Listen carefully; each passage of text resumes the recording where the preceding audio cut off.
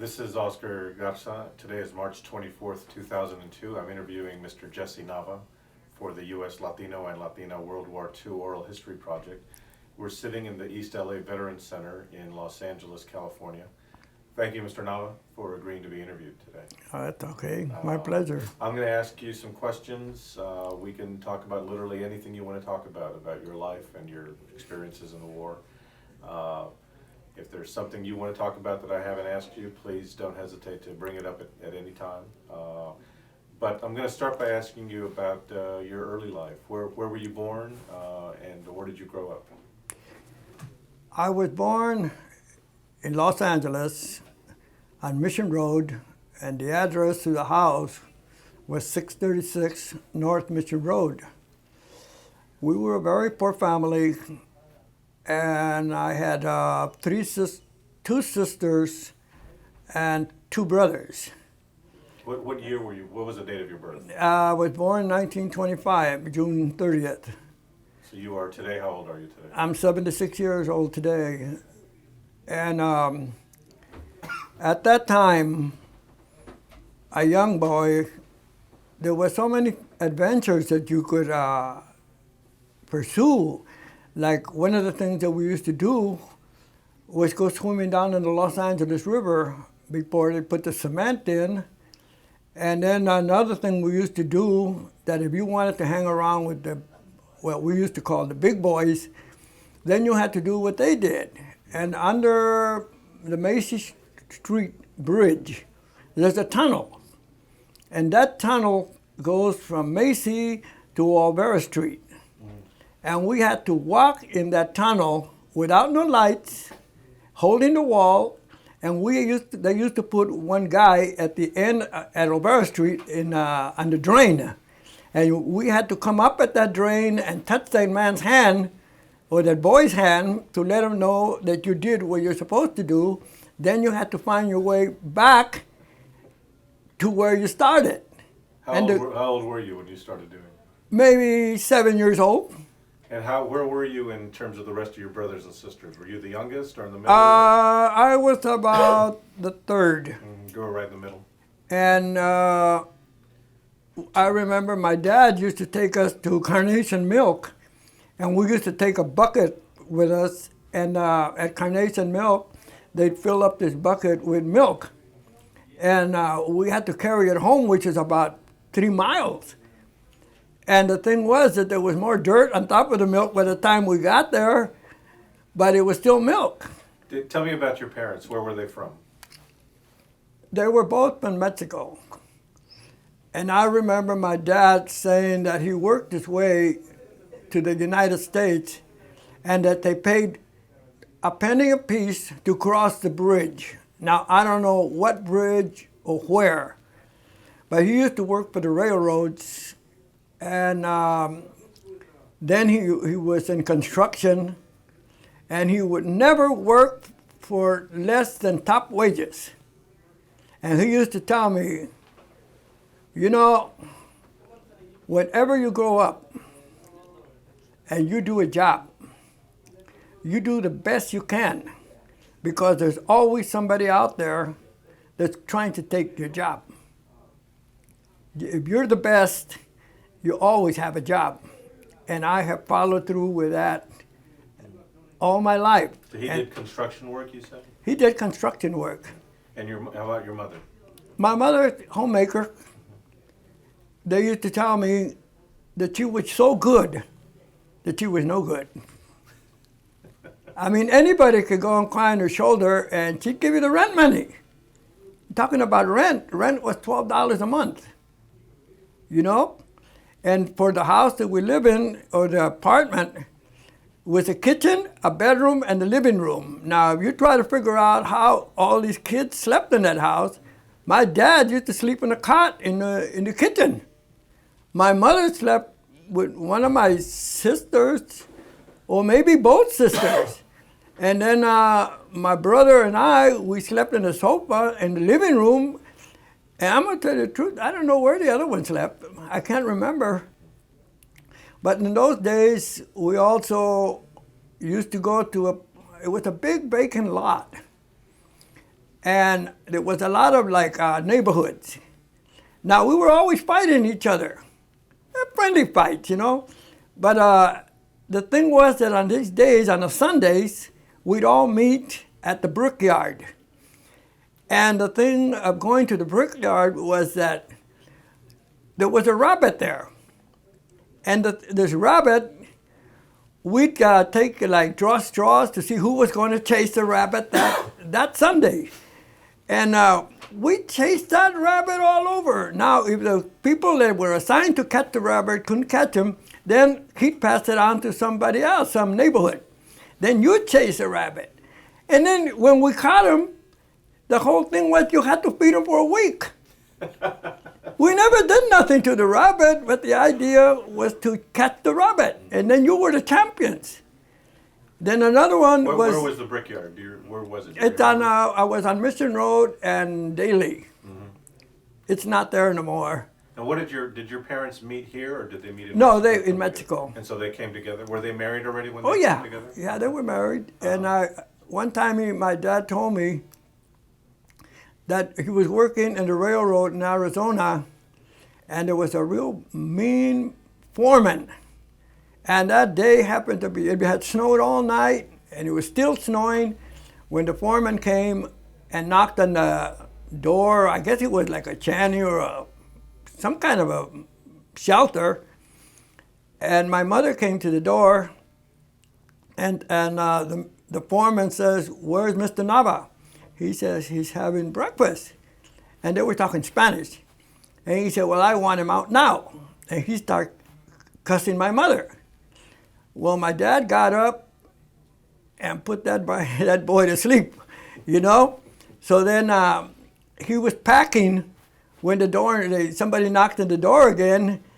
And my dad went this time because he thought that guy was going to come back. And it was the supervisor. And he said, "Mr. Nava, did you do that?" And he said, "Yep." He says, "Just give me a little time, I'm packing." And he said, "You're not packing, you're the foreman." You're the new foreman, you know? But tell me about a little bit more about your early life. Where did you go to school? I went to Bridge Street Grammar School, which was right off of Bridge Street, and which now also Cesar Chavez was Brooklyn Avenue. Mm-hmm. And then I went to Hollenbach Junior High School. And then from junior high school, I went to Roosevelt High. Now, so let's go back. I want to go back to your elementary school. When you started going to school, had you spoken mostly Spanish at home? How much English did you speak when you started going to school? When I was talking to my parents, I always talked Spanish. But when I talked to my sisters and my brothers, it was always in English. I see. You know, and even then, my dad would tell me, "You don't have to talk Spanish. You're in the United States now." And his thoughts were always that he was going to go to Mexico when he retired. And when I got older, I would tell him, "You never go. You're not used to that no more. Your friends aren't there no more. You are used to living here. It's easier here than it is over there because you ought to know because you came from over there over here." But he always encouraged me to never to steal, and always tell the truth, and do the best you can. He said, even if your luck runs to pick and shovel, being a janitor, but it's honest work. And if you're not happy and you're making big money, quit. Go and get a job where you're happy. He said, happiness is better than money. He'd always tell me these things. You know, and he was strict. He wouldn't put up like nowadays when you tell your children, "Take the trash out." Then you come home and the trash is still there. When my dad said, "Take the trash out," you did it then. Because he didn't care which side of a belt he used. And if he had a stick, you were going to get it. You know? But in those days, too, you respected your parents. It's like nowadays, they don't even respect the police. In those days, you look up to the police. They were something special, something you wanted to be. But nowadays, you just don't go to the refrigerator and open it. In those days, there was no refrigerators, ice boxes. And the thing was that you ask your mom or something, can I open it up? Because, they were buying the ice. So the least you open it, the ice will last longer. Nowadays, people just kids go and open the refrigerator. Don't mind, as long as they can open the refrigerator, they can reach in and get what they want. So this house on Mission Road, was it an apartment or a house? It was an apartment. And so that apartment on Mission Road that you were talking about earlier, was that where you lived the whole time you lived with your parents, or did you move? Yeah. Okay. I went into service from my house at 636 North Mission Road. Okay. So you finished high school at Roosevelt? No, I didn't, because it was more important for my parents to have another dollar, and it kept me out of the house. I've always felt, don't get me wrong, maybe I'm wrong, is that if I wasn't around, they didn't have to feed me. Like in the summertime, there were programs from the high school where they would take us out to pick grapes, or like it's Delano, California, and for 3 months or so. And I would go, because that way they didn't have to put up with me. I was one less that they had to take care of, And I would go with some, and also I would go with families that were going to Kingsburg, California to pick grapes too. I would go with them. They didn't pay me nothing. All I done was just to get out of the house. And the lady I used to go with and her husband had the right to do whatever they wanted with me. Do you remember the first time you went out to do work like that? Not the year, but do you remember the experience of doing it the first time? Oh, yes. What did you think about doing that kind of work? Well, let me tell you, this guy's name was Lolo. That's what they called him. And then he used to have like a little truck. And we used to call it, in Spanish, La Perrera. Because it was a dog catching truck before he got it. So if they were going to go to Kingsburg, California to pick grape, we would have to leave at 6 o'clock in the afternoon. And we would not even we would get to Bakersfield at 6 o'clock in the morning the next day. And then on the ridge route, I remember there was only 2 lanes. And if you got behind a semi, you were there until that semi got over the ridge. But it was a wonderful place because, you can go out it was out in the country. You can see animals, and there was a river that everybody enjoyed, and we used to fish. We used to catch catfish by putting sticks on the bank. We'd make like a corral out of it, and then we'd run up the river and scare the fish, and they'd get into the trap. And then we'd give some to my dad, because my mother never went. My dad was the one that, 5 o'clock in the morning, you were out there in the field. And all we ate, I'll never forget it, all we ate was chorizo and eggs. But sometimes you look, even now, I wish I could get me one of those chorizo and egg sandwiches, because, I could still imagine the taste, And then I remember going with my brother. A whole bunch of us guys went from the neighborhood. We're going to go and make some money, go and pick grape. And we got over there, and all we ate was cereal. Oh. All we could afford was cereal, milk and cereal.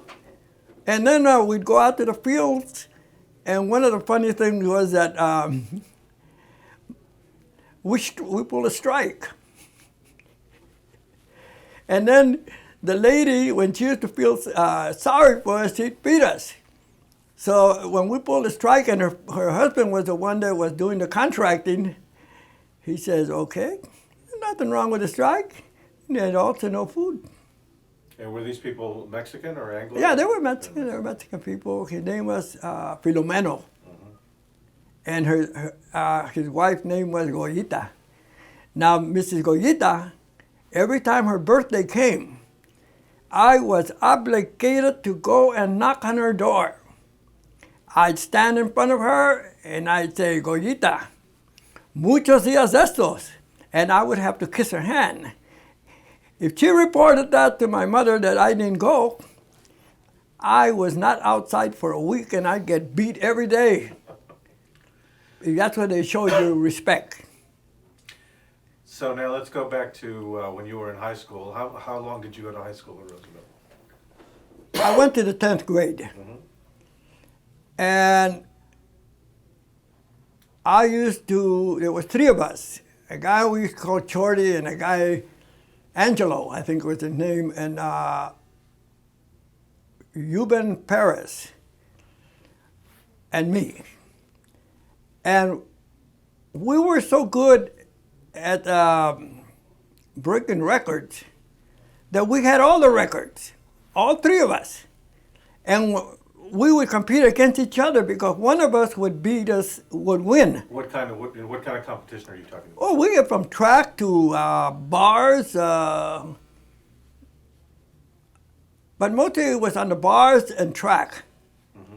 But one would win, and the next day or 2 days later, I'd beat him. And when you say bars, what do you mean by that? Like where you chin yourself up. Oh, I see. Okay. And Pull-ups, yeah, and we just had to outdo each other. Mm-hmm.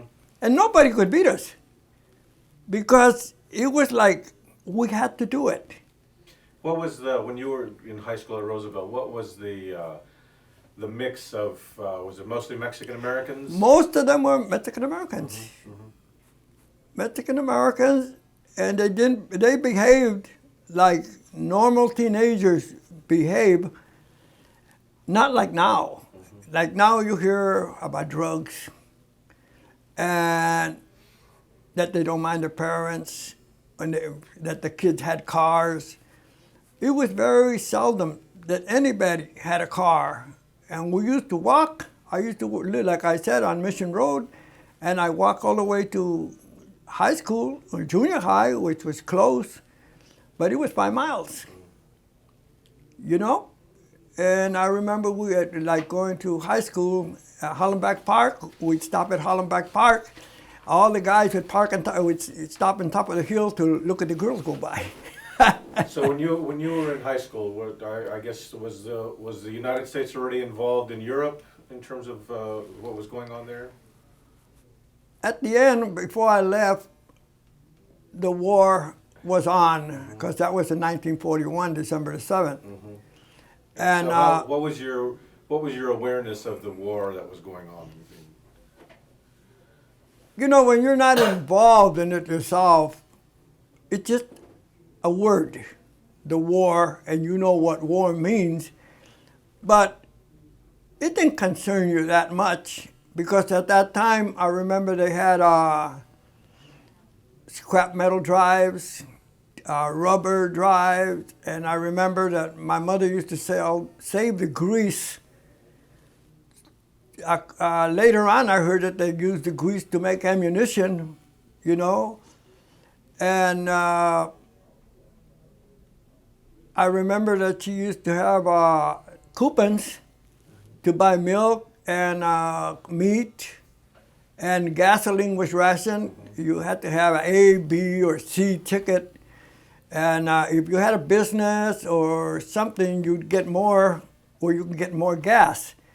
But if you were just a regular person, you got very little gas. So why did you leave high school?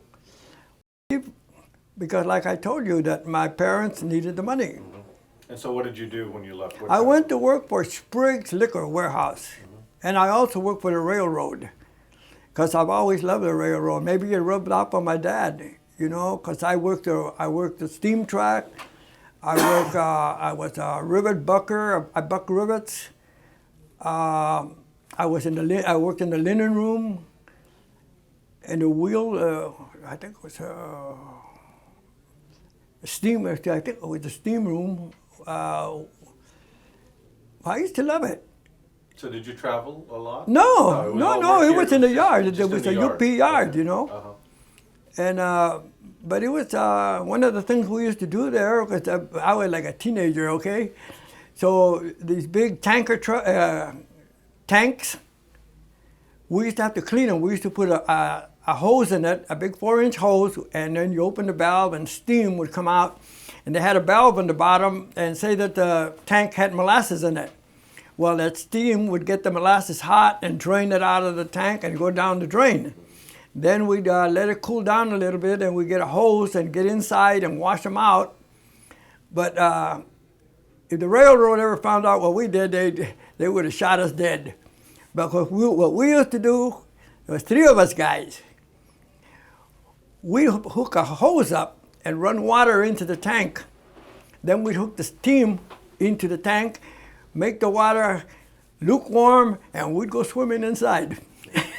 Wow. You know? Another thing that we used to do was on Macy Street Bridge in Los Angeles. There's a column like this here. I can visualize from that wall there. And how we used to do this is beyond me. But I used to put my feet on that wall and my back on that wall, and we would shimmy up over 50 feet. I mean, all we had to do was just slip and get killed. And the funny thing is that why did we go up there? To see if the pigeons had eggs. You know? It never occurred to us that we could get killed. Or got down to the Cudahy. The Cudahy was a meatpacking company.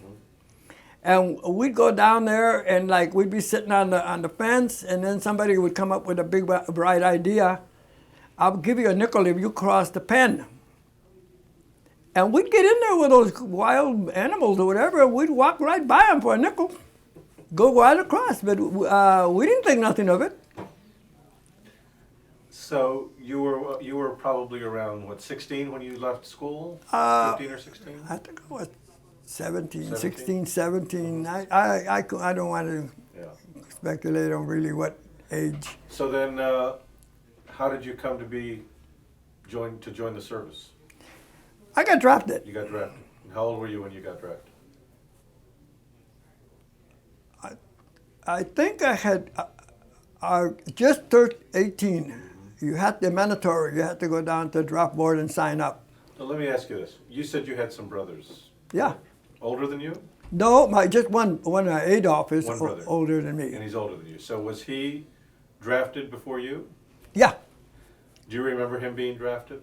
Yeah. And did you say, what did you think about that when you knew that your brother was going to join the army, or was being drafted into the army? Well, you know, I've always been a loner all my life. I don't appreciate company. I do not like people to give me presents because I've always figured that if they didn't give me presents when I was a young man, why should they give me presents now? I still turn down presents, and I'm 76 years old. I cannot see people, I always say, I ain't worth it. Because if I wasn't worth it then, why am I worth it now? My kids get mad at me. Because on Christmas time, when they give me presents, I just stack them up. And they tell me, open it, Dad, and I'll say, I'll open it later. Then the first chance I get, I give them away. Without them knowing, you know. But you started to tell me about your brother joining the Oh, army. my brother, when he went into service, well, I guess my mother felt bad, and we were sort of proud. My brother's going in the army or the service, you know. And when he did leave, he went, took his training at Fort Crocker, Texas. He was in the Coast Artillery. And I remember he used to write home and tell us what he was doing down there. And, but like I told you, I was never very close to anybody. Now, you said that your mother, I'm going to ask you something about that in a minute, but you said your mother was upset about your brother leaving to join Yeah, the army. How did your father feel? He always thought that if your country calls you, you just go. Now that's interesting because your parents were both born Yeah. in Mexico, but they felt like this was their country, and their children had an obligation to their sons They had the obligation to serve their country. with their kids to serve, well, would be our country, because he was having the opportunity to make a living here, and it seemed that he could make a living for us here in the United States, and he couldn't do it over there. So the obligation was being answered by my brother was going to the service, and he was proud. He used to tell all his friends that his son was in the service, in the Army, and that he was at Fort Crockett, Texas, in the Coast Artillery. He was proud of it. So when your brother left, did you think to yourself, "I'm next"? Did you think? I wanted to leave. Because, see, it's not like these wars that they have now. In that time, the neighborhoods started getting empty. All the young men of draft age were leaving. And where we used to stand around at Jack's store, we had like a tub with a whole bunch of cold beer in there, and everybody had his cup, you know? And we'd get around there and drink beer and just talk. And it seemed that the circle got smaller and smaller, then it wasn't worth going and standing there by yourself. So you figure that, I hope they call me so I can go. And it was also an opportunity to go and look at your country. Because if your folks couldn't afford it, you might as well let the government do it. You know, and you were curious about the rest of the world. See, when we were growing up, let me give you, this goes back to grammar school. I remember when we'd come back from summer vacations, or even in junior high school, and they asked me, well, what did you do? And I think that's where I learned how to lie. And I would tell them what I'd done, and I hadn't even gone around the block. Man, I'm telling you, when they told me, I hear people say about Yosemite, and they went out there, man, I was in Yosemite for 3 weeks. You know? It didn't matter to me, and everybody was paying attention. Because, see, I had done what they hadn't done, but I really hadn't done anything. And, but to make them believe, and looking at them, I got the pleasure that I had done something they hadn't done. You know, and it made me important because then the kids would come and ask me, how is it? And I would have to go and ask the people that were there, you know, and then I'll tell you tomorrow, I'm busy today. So I go and ask those people, and I come and tell them how it is. So in case that they went, they could see that rock I talked about, or that tree, or that deer, you know. Do you remember getting your draft notice? Yeah, I remember. I was listening to the radio, and the mailman came, and my brother went out to get the mail. So he brought it in, and he told me, hey, got a letter. So I got it. And I said, oh, man, I got to go and register. So we used to register on Soto and Brooklyn. There used to be a bank there, but it was upstairs. Then after, I used to be a dentist there, too. I remember going there and registering, and I was just going to walk out. It was a lady, and she said, Mr. Nava, come back here. She said, look, I'm going to save you some trouble. See these papers you filled out? And I said, yeah. Well, if you fill these out, they won't have to mail these to you. You could do that right now, and then it'll save you some time. So I was there, so I figured I don't want to come back here again. So okay, give me the papers. So I filled them out. Then I'm walking out again. She said, look, these are the last ones you're going to get. Fill them out and you don't have no worries. 7 days later, I was in the service. So you see, I just talked my way into getting in. And I was in a zoot suit. Oh. I'm not kidding you. And here I am over there at Fort MacArthur.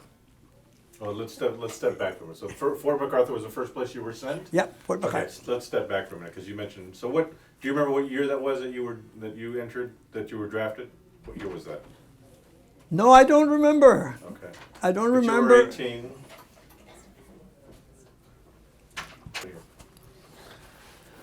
Ready? We're going. When? You still chewing? You want some coffee? Want some water? He doesn't drink water. No, no, no. Oh. Remind me to tell you about. I'm ready. Café, no quiere? I'm ready. Okay. I think I just asked you about if you remembered getting your draft notice. You told me about how you got processed very quickly. Yeah. A week after you went and signed up, 7 days after. You were sent to Fort Camp Robert. No, I mean Fort MacArthur MacArthur. Where is Fort MacArthur? in San Pedro. Oh, so not too far from home. No, And that was for your basic training? I took my basic training. Well, what happened at Fort MacArthur? You really want to know? At Fort MacArthur, I went to Fort MacArthur, and like I told you, I was in my zoot suit. Well, that's what I wanted to ask you. Let me stop you right there. Was this before or after the time of the what we call the Zoot Suit riots? Oh yeah, no, it was during the time. It was during that time. Yeah, And that was the sailors were the ones that were after them. after the Mexican American Yeah. case. Yeah. Was that, do you recall if that happened before you went into the Army or was it after? Before. It was before. What do you remember about that? Well, one of the things I remember that I was one time I was with a girl and my buddy. We were a girl in a '36 Chevy, and we were parked up in Belvedere, Maravilla. And here comes a convoy of cars down the street, and a sailor got off. And I said, oh boy, here we go, you know. And they asked us, have you seen any zoot suiters? And we're looking for the zoot suiter up in Maravilla, you know. They were in the wrong place. So we thought, no, we ain't seen nobody. Why they didn't check us out, I'd never know. But they all left. But that's the closest I got to getting beat up that day. But then after we found out they went to Ford in Brooklyn. Well, like I said, they found out they were in the wrong district because they got beat. So what was causing this friction between the sailors and the Mexican American kids? The white American, especially the sailors, they thought that the Mexican Americans were taking their girlfriends and that they were mouthing off to them and not respecting them. And this, I believe, started the riot. You know, and then it just grew. It's like anything else. If you start something and you're bored, it automatically turns into something. And the more you talk about it, the meaner you get. And then you just, like a vigilante committee, you know, you make your own laws and then you're going to take care of it. Did you know people, other Mexican American kids who were involved in the riots and the fighting and these battles with the sailors? They would only fight when the sailors came down to fight with them. They didn't go and look for them. But the sailors always made a point of coming down, especially on one guy. Like I'll still remember, it was in the newspaper and there was a picture of it where they got this guy and tore his clothes off. Maybe you've seen that picture. And this was like, this is what's going to happen to you, you know? But they never came down, and then when we were a lot of guys, they wouldn't come down. They had enough sense. They would just take care of one or two. But then they were 20 and 40. So you couldn't win, you know? But the first thing they do was they tear your clothes up. And you had your own zoot suit, huh? Damn right. I have quite a bit of them. And they were expensive. So you were making enough money to dress pretty well. Yeah, that was my thing. You know? So you said now, did you say you were wearing your zoot suit when you went to report? Yep, I went to Fort MacArthur in my zoot suit. And I remember my boss, when I left, I was working for the railroad at the time, and his name was Henry Bowman. And anybody that left to go into service from his department, as a nice guy, he'd give you $200. And in those days, $200 was like $2,000. So when I got to Fort MacArthur, man, I'm a millionaire. So all these other guys didn't have no money, so I said, hey, come on down with me, man, I'm buying. So I had a big crowd. But, like I told you, I never learned how to keep out of trouble. They let me come home. Now, Fort MacArthur, that was not your basic training? No, this is they would give you a pass anyway at Fort MacArthur. But was this your basic training? Or? No, not yet. I'm still at Fort MacArthur. What were you doing there? I mean, well, they were processing you to send you out to an outfit that needed you, okay. or to a training camp. Okay. Okay. I'm sorry. So they gave me permission or pass to go home and then come back. Okay. Like a day pass? Yeah, I didn't believe in going back. Then they had a door. The sergeant, in your barrack, there was a door. And behind that door, there was a slot on the door, and behind that door, there was a little pan. And when you came in, you put your pass into that slot, and it fell on a tray. At 11 o'clock at night or 10, they'd move that tray. Now, anything that fell on the desk, you were late. Well, I never took the trouble to go and put any passes. I just show up, and they'd be waiting for me. I said, where you been? No excuse, you know. So up to the kitchen. I was in so much KP. This is how bad it was. They'd wake me up at 5 in the morning or 4 in the morning, take me down to the kitchen, and I'd be there all day till 5 in the afternoon or 6.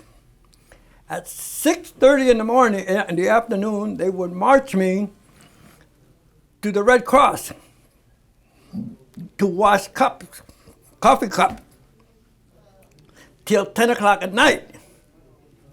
Then they'd march me back to my barracks. I'd take a shower, go to bed, 4 o'clock in the morning, I'm back in the kitchen. Then they felt sorry for me and let me go on another pass. Same thing happened, I didn't go back. So they put me back in the kitchen. Now I'm an expert. I know every job in the kitchen. So they put me on a brand new potato peeling machine. I'll never forget this.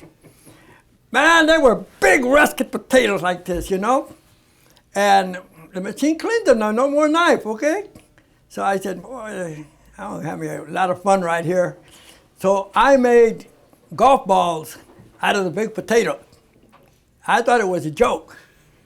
I paid for it again, you know, because I'm back from 5 in the morning till 10 o'clock at night. Then on the day that I made up all my bad time, and because I never got to stand in a company street where they'd say in a formation, and then they call your name and you'd leave for camp. They never let me out there until I made up, I think it was 14 days or something like that. And on my 15th day, I fell out for an assembly, you know, where they call your name. And I was off. No more kitchen. That day they called me. And I was off to Camp Roberts. Okay, why don't we stop there? Okay. We're going to stop and change tape.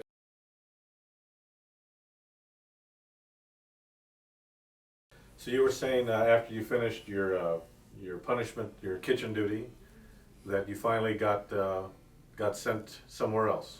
Yeah, I got sent to Camp Roberts. And where is Camp Roberts, or where was Camp It's Roberts? up by Bakersfield or Frisco.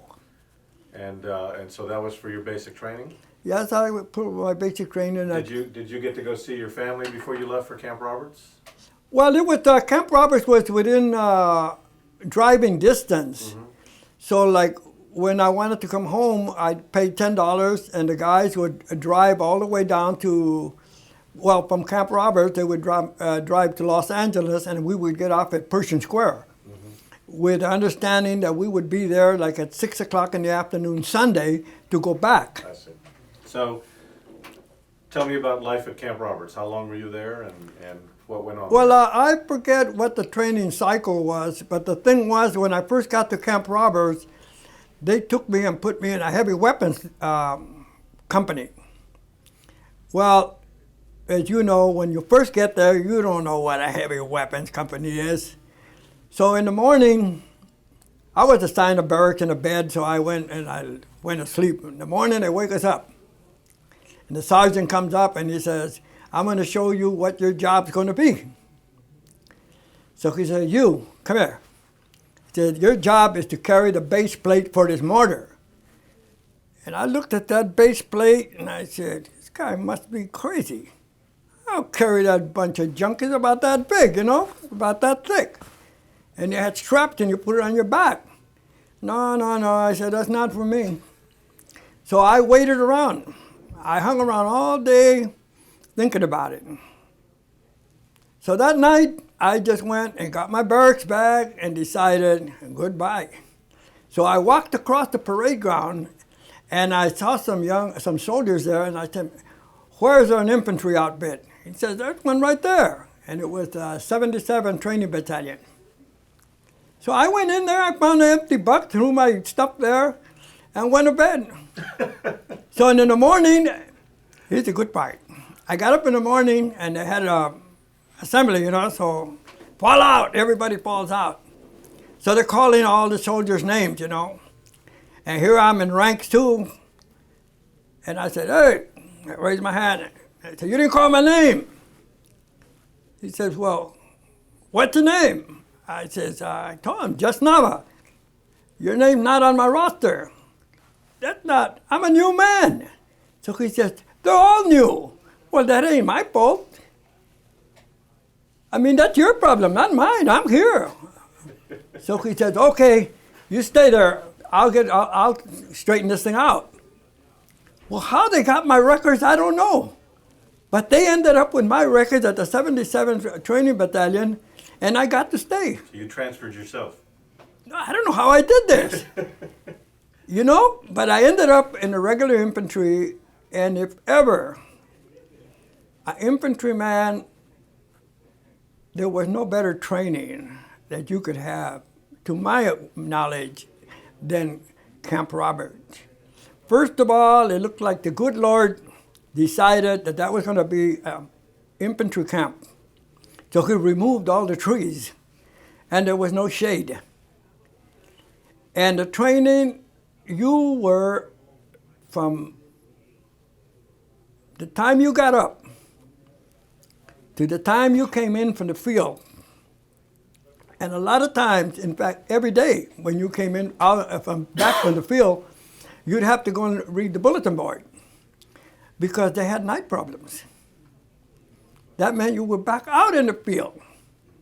Then you'd be out there till maybe 1 o'clock in the morning.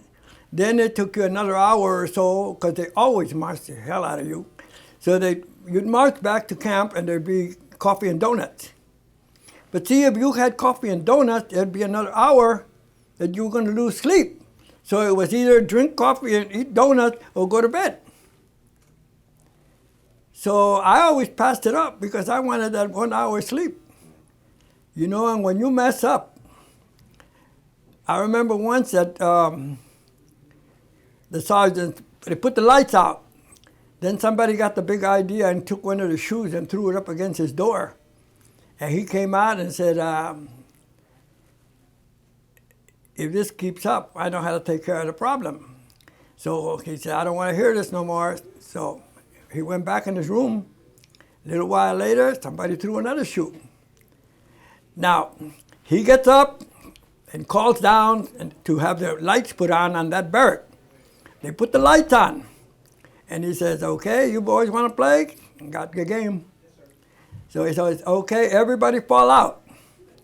Shoes, underwear, and your rifle and your helmet and your cartridge belt. Now that wasn't bad enough. It was raining. And he took us out in that parade ground and marched us all, I don't know how many hours he marched us out there. And he was under shelter. Mm-hmm. So now we came back, okay? We're all tired, wet, dirty, but now unheard of. Mud in the barracks.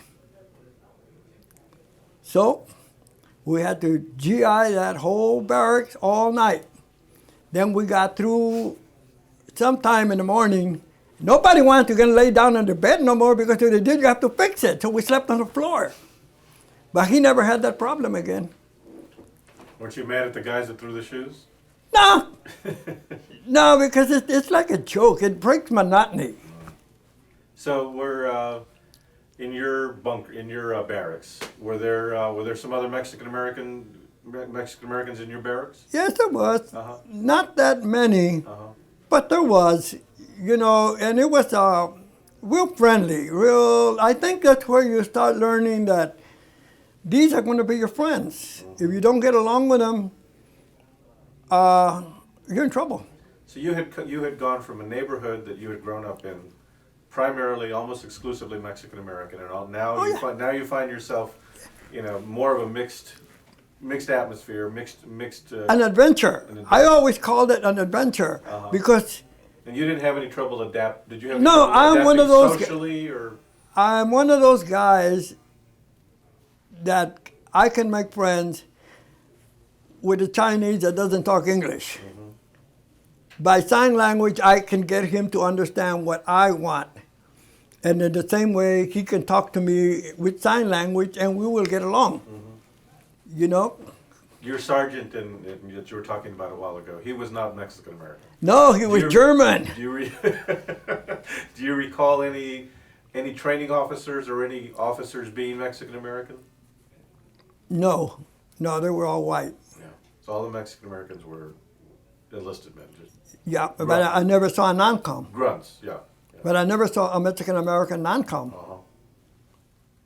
A non-com is a non. Anybody with stripes. Anybody with stripes. So even a sergeant No, I never saw one. or a corporal. No. My brother was a corporal, but he was up in Fort Crockett, Texas. Okay. So how long were you in training at? I Camp think it Rock? was 8 weeks. And then what happened? They gave me a delay, what they call a delay en route. That means they give you 7 days to go home and your new station. And my new station was Fort Ord. So I came Fort around. Ord in Monterey. Yeah. And so I came home and I spent my 7 days, but I wasn't happy because there was nobody there. You know, I mean, it was real nice in a way because all the old people, they told you that you look real nice and that you're a credit to the country. And these are Mexican Americans talking to me, you know, and that your mother has, I think it was stars. It was like a flag. And when that my mother had 2-star flag in her window, that meant she had 2 boys away. And then they would invite you to go and eat at the house, you know. But I would only go when they had girls. When they had dogs. Because if they were going to be nice to me, I figured the ice was broken and I can ask a date with her daughter or their daughter because then now I'm the good guy. You know? So I would only go when they had got girls about my age. I didn't ask you that. Did you have a girlfriend before you left, before you joined the Army? Yeah, I had a girlfriend, and but it's like a passing fancy, you know. It's somebody that you think you like, but you'd rather be with the guys, and that caused friction right off the bat because she wanted to be with me, and I couldn't see that, you know, because we were drinking beer over here, and why should I be with her? I'd have to take her somewhere, you know. Okay, so now you had your 7-day pass, and you're being sent to Fort Ord.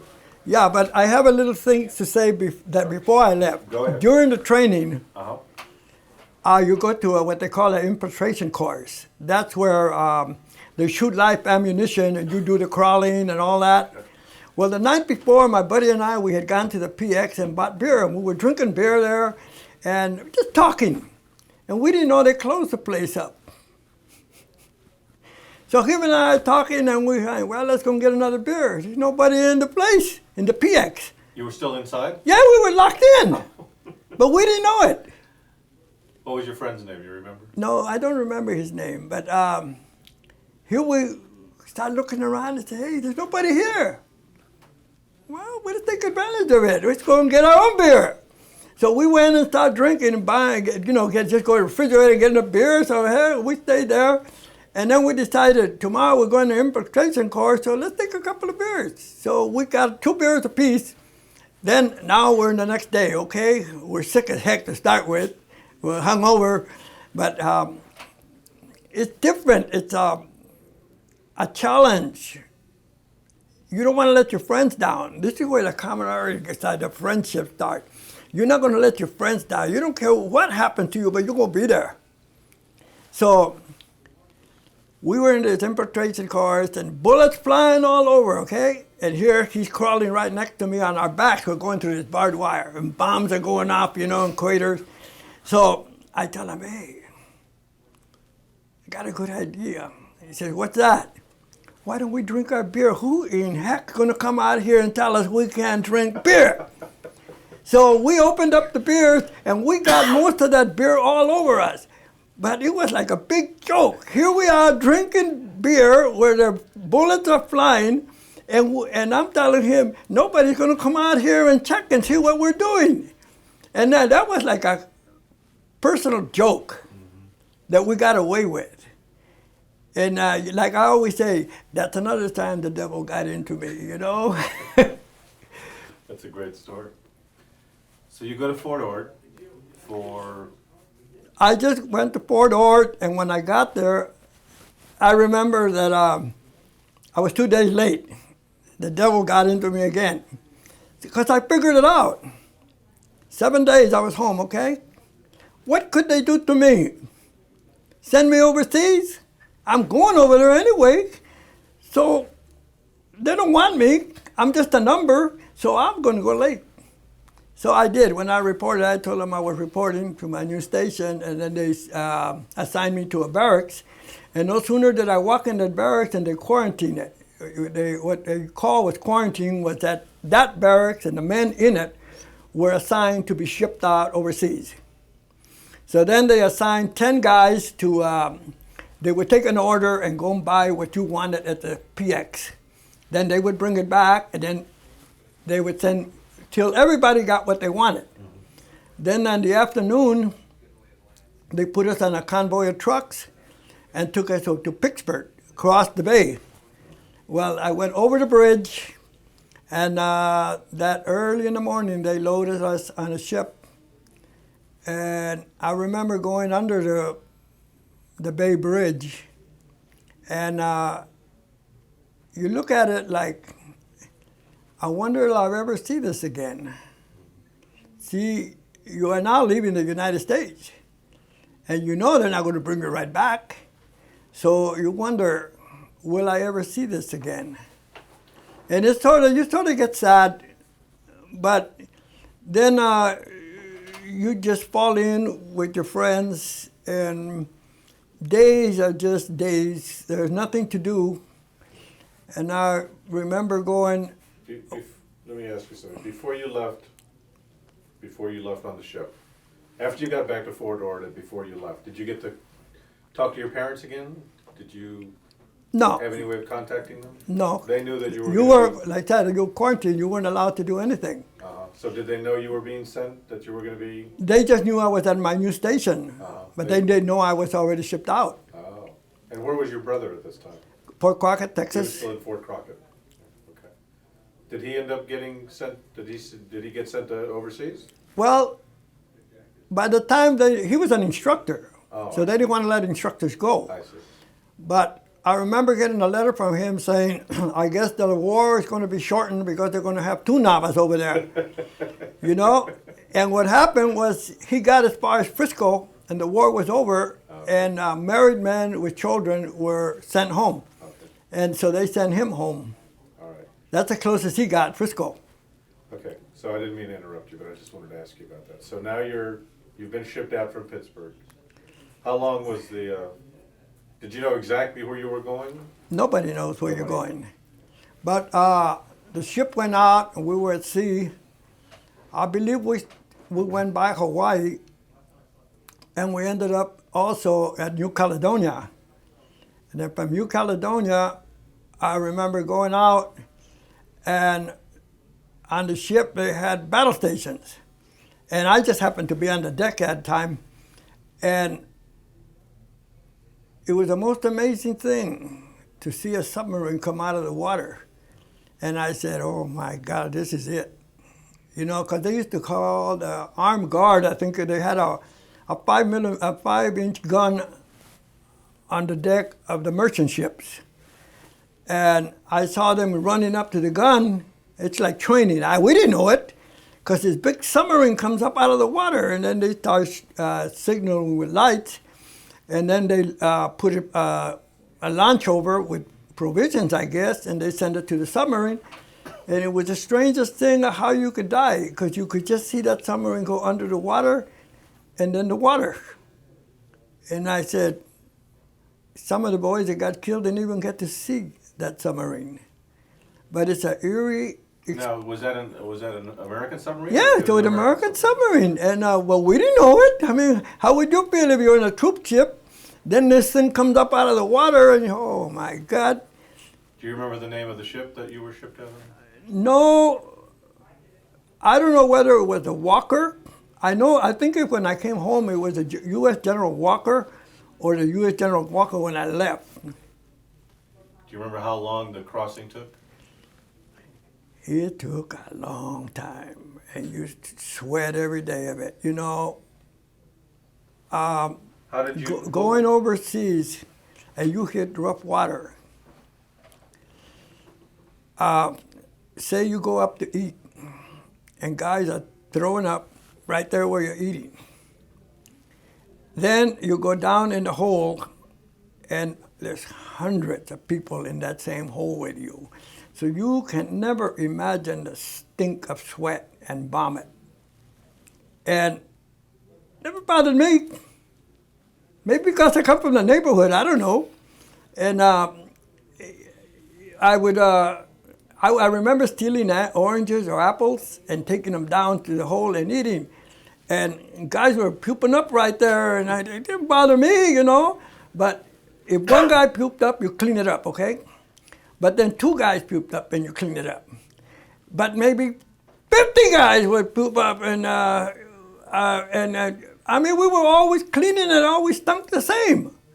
We never got through that. And how did you pass your days? What did you do? There is nothing to do. Just try. Also, your barracks bag was in between your legs. So you slept with your legs on top of the barracks bag, and or you use it as a pillow. Mm-hmm. So you could fit it in, and there was, I think it was 4 or 6 bunks. And the aisle's only this big, because I say another 6 over here, or 5, I forget what they were. So now there's more, do you recall there being more Mexican Americans on the ship than you saw, say, at Fort Ord or Camp Roberts? Or? No, I don't remember. I don't think there was too many. No, did you seek other Mexican Americans out? Did you feel more? No.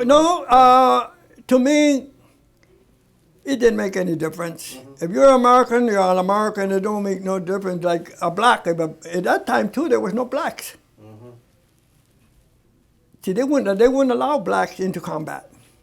So you didn't feel like you were being treated any differently? No, I was just another number, another soldier. Yeah.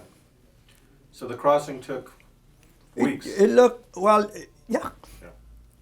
And then we went to Goodenough Island, and we were supposed to embark there, but Goodenough Island had closed up because there was so much malaria there that they sent it to Oral Bay in New Guinea. At Oral Bay, New Guinea, and that's where I got into my outfit over there, the 24th Infantry, 21st Regiment, C Company, you know. So there was a base there. Yeah, that was where I ended up assigned to a division and a regiment and a company. Mm-hmm. And we used to go. Do you remember walking off the ship to get on the island there?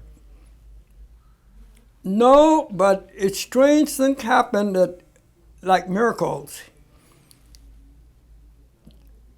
A ship was unloading. See, the infantry never rest. When you get rest, it's because they're going to send you to work. And they used to send us to unload ships. So one day, we're going out to unload the ship, and one of my friends said, there's a guy up there that he says he's from LA, and he's always asking anybody from LA. Everybody that comes here, he always asks for anybody from LA. And there happened to be a guy from my neighborhood. His name was Manuel Garcia. And I met him. In fact, he's the one that wanted to go with his girl I wanted to go with. I wish he would have married her. I would have saved the trouble. But he died. He died maybe 8-10 years ago. But it didn't really matter. But one thing is that if you played a guitar, you were an important person. And we all thought we sounded like Bing Crosby, but we sound like hell, Did you play the guitar? No. I had guitars. I always tried to learn how to play them, and I never did. So, how long were you on the island at, what was the name of the island again? New Guinea. New Guinea. Well, if you could see all this, if I could show you my body right here, I'm all full of sores. My whole body is like all scabs. It's from being in the jungles. I also caught malaria there. In fact, one time we came off a patrol they used to take us across the Lake Sentani in New Guinea. Then we'd have a base camp over there. Then we'd go into the jungle and maybe 1 week, 2 week patrols. So there was fighting taking place in New Guinea? And we would go into patrol, and on one of those times, I came back and I didn't feel good. And I told the captain, if you need me, I'll be in my cot in the tent. So he said, okay. See, we had come in and they're going to send another group out, okay? So the replacements came in on a Higgins boat, one of those landing craft, and they unloaded it. And then that's when I got real bad with the malaria. So the boat was leaving, so they carried me and my cot and threw me on the boat. Then the boat didn't start. So they took me back and put me in the tent. Well, that boat was there because our radios were off, the boat was off, there was no way to contact them to send another boat. So it took them 7 days to fix the boat. By that time, I was walking around. And then they wanted to take me back to the hospital, but I was walking around. So a lot of times when you're with an outfit and you get go to the hospital, you don't come back to the same place. So I didn't want that to happen. So I said, no, forget it. Let me go back a little bit. Do you remember going out on your first patrol, being sent out on your first patrol? Oh, yeah. What do you remember thinking? Well, you never know who's looking or who's there. In New Guinea, the trees are so high and the shrubs and bushes are so dense that maybe a little trail, you could only see like just a little trail. Now, why was New Guinea an important part of the campaign? Well, actually, you're never told. You're only told what they want you to do, but you never know why you're doing it. And what were you told? What did they want you to do? Stop the Japanese from coming down from, I think it was Itapi. They would come into on those trails and infiltrate our places and kill off some of our guys, And we would go down these trails, and it's scary at night. Fireflies sometimes look like wristwatches that are moving around. Any little noise, you can't shoot at night, because if you do, then they know where you're at.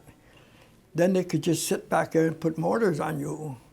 So a night is like a year, and you sweat out the morning. And in the jungles, it's damp, wet. The trees are so big, the sunlight don't get in.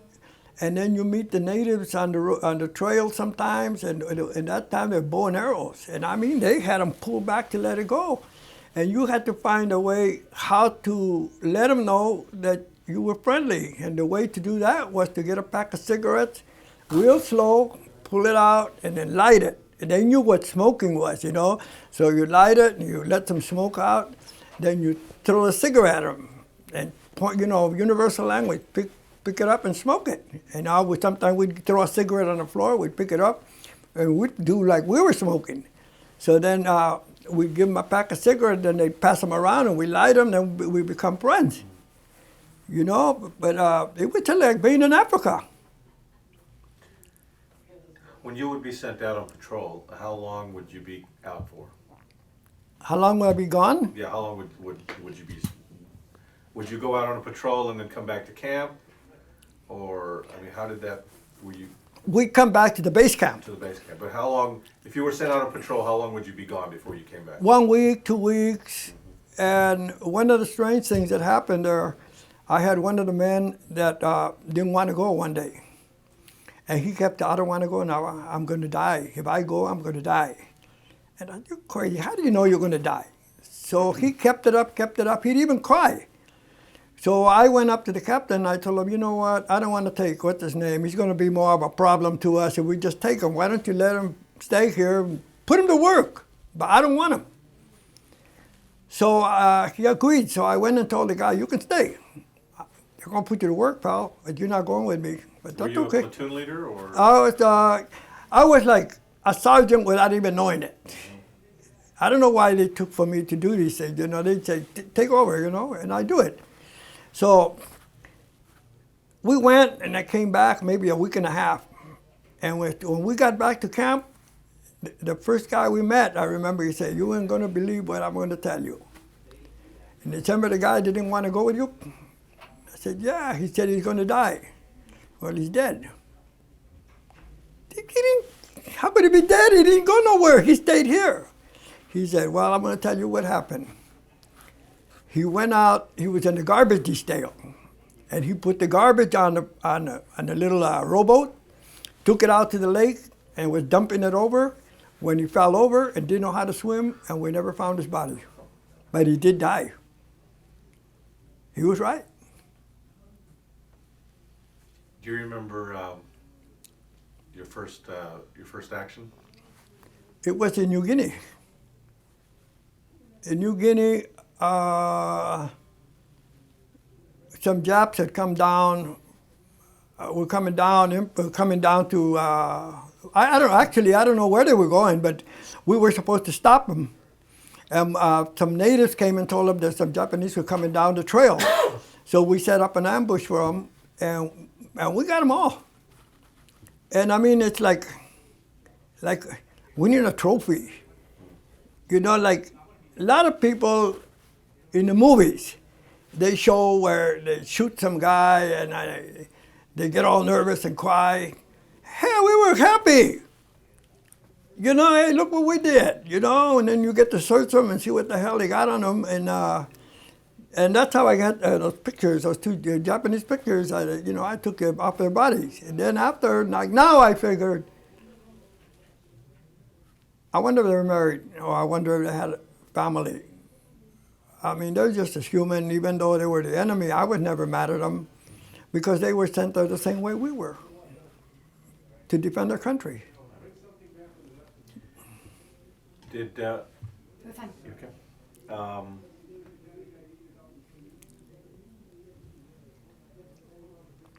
Did you? How long were you on New Guinea? How long were you in New Guinea? I actually don't know, because time don't mean nothing. You know, time don't mean nothing. I remember, though, that they told us, we're breaking camp, and we're going to go and invade Leyte, Philippines. Leyte is an island in the Philippines. Yeah, one of the biggest, I think it's one of the biggest islands, or it is the biggest. That's, so... Were you able to send mail home or get mail from home during this time? My sister was the only one that could write, and she was like 12 or 13 years old, maybe somewhere around there. And I would get very simple letters. In fact, I think one is in that thing there. But I hardly ever got mail. But like I told you, being a loner, it don't bother me. And then you get guys that get stacks of mail, and then they don't want to read them. So they give them to me, and I'd read them. You know, I had like a new family. When I got mail from somebody else, I have another family, you know, and I would know what their family was doing. And then I could talk to the brother like if I know what was happening down his house. Do you know that your brother got married or your sister is dating so and so? I even got to know the boyfriend's name, stuff like this, because they didn't want to open the mail. Then we'd get newspapers. This was in the Philippines after we got in combat up in the Orma corridor, and the guys would get mail or a newspaper, and he'd say, "Hey, you guys, come on down here, gather around. I got something to tell you." So we'd gather around, and he says, "You know what you boys are doing? Why, you guys are something. You guys are gun-ho. You guys are liberating so-and-so. We're reading a newspaper that came from, say, Ohio and Texas or somewhere. We're there, and we don't know what's happening." It's amazing. So when you left New Guinea for Leyte? Yeah, Leyte. You're back on the big ship to get Yeah. there? But that's not that far, right? Oh, yeah, it's quite a way. Quite a ways? Yeah. Okay, so what happens when you get to Leyte? Well, we weren't in Basin.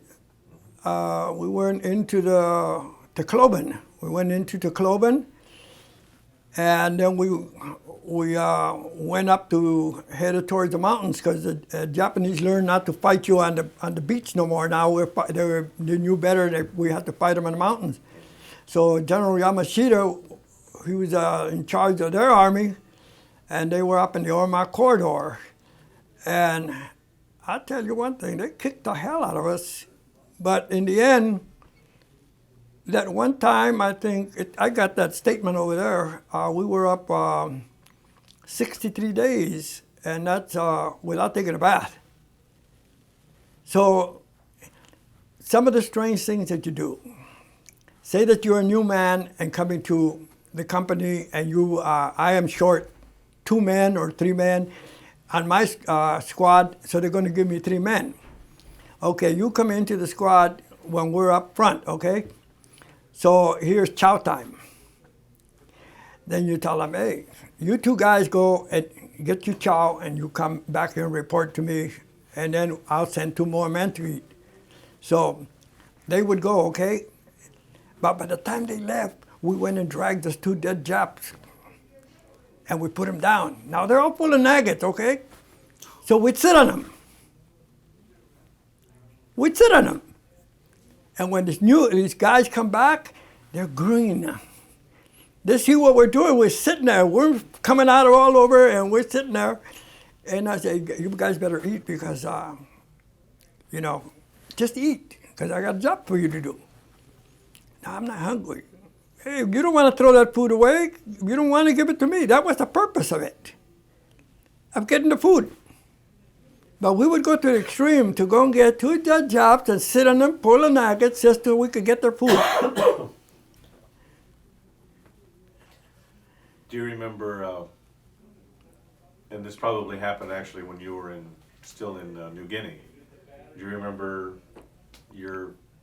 seeing your fellow soldiers being killed? In New Guinea, they were wounded. Yeah, not seriously, but enough to send them home, I think that's when I started my campaign of saving teeth. And could I say this? Sure. Okay, well, first of all, I would have to beat their doggone head in, and then I would get my knife and cut them down here, then I'd cut them across here, then I'd bash their teeth in, then I'd take my pick. I'd pick a gold and silver. And was this how did you learn about this tradition? I started it. You learned it from another soldier? No, I just started that because You've never heard of other soldiers you get doing this bored. before? Nothing, you're not human no more. You may look human, but you're not human. You're worse than a dog or a wild animal. Were you aware of that change happening to you?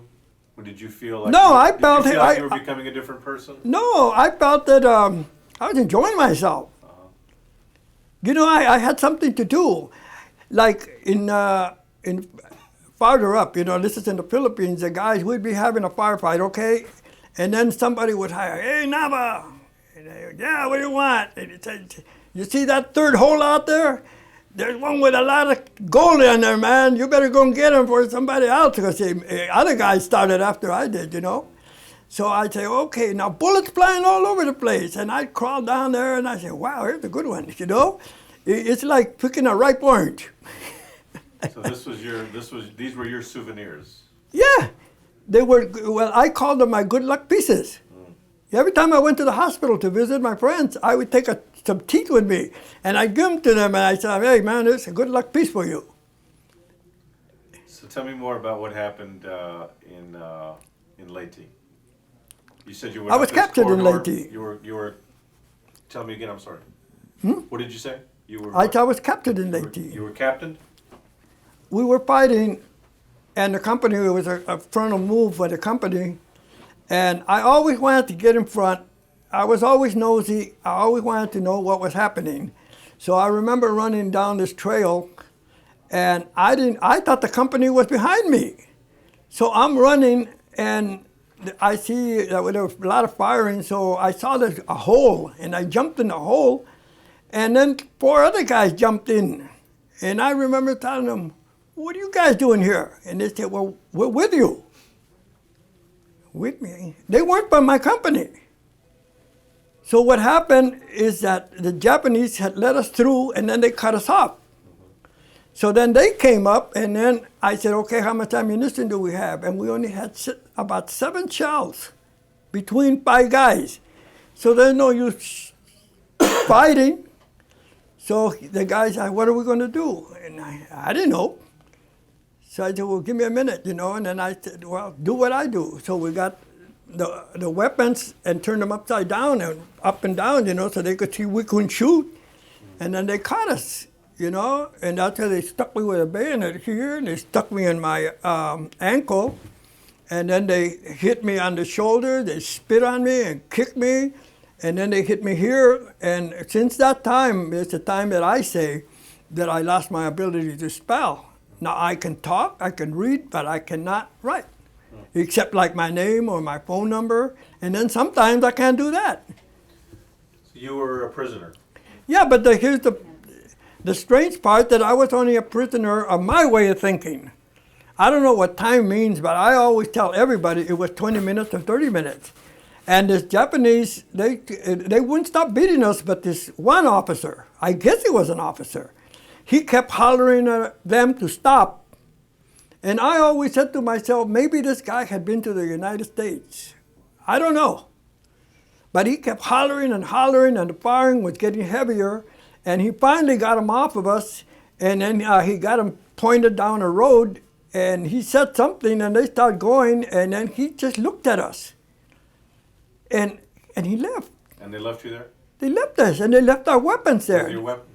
But then the other guys came up and they said, what are you doing there?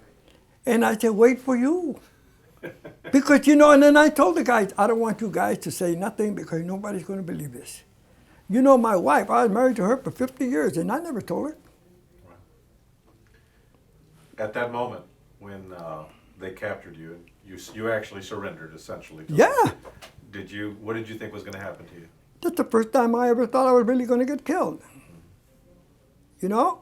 Because like you say, I don't know whether you care, you don't care, or you just don't give a damn. You know, because like I said, you're not human no more. Your friend gets killed, and not in where they say, oh, tell my wife, my girlfriend that so and so and so. The only thing I heard them say was mama or God, oh God. And that they didn't want to go to the hospital. But they never said that. They're in shock. They can't believe it really happened to them. You know, but I never heard them say anything about tell my wife this. And then they always have, in the movies, they got a 6'2", 190-pound, good-looking guy with wavy hair. It's those big, ugly guys like me, you know? They weigh 118 pounds. You don't go look for medals. They just happen. It's just something that tells you, you got to do it now. Why? You don't know. but you think at that moment, I think that something just compels you to do it.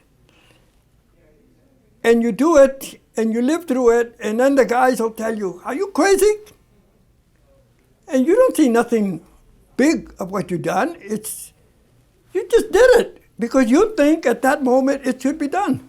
Now, if you wouldn't have done it when you did it, you would be dead.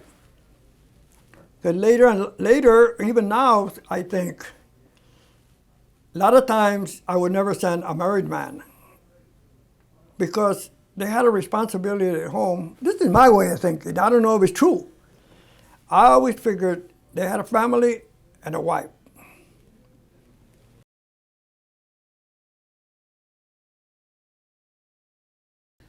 So you got a little lucky when you were in the Philippines. I said you were a little lucky because you got out of this being held captured for a short time. I tell very few people this story. Yeah. My whole family don't know. No? Mm-mm. Why wouldn't that? Why you said you didn't think that they? Well, why didn't you tell your family? You said you never told your wife. My wife was kind of a person that didn't want to know nothing. This is why I'm a loner.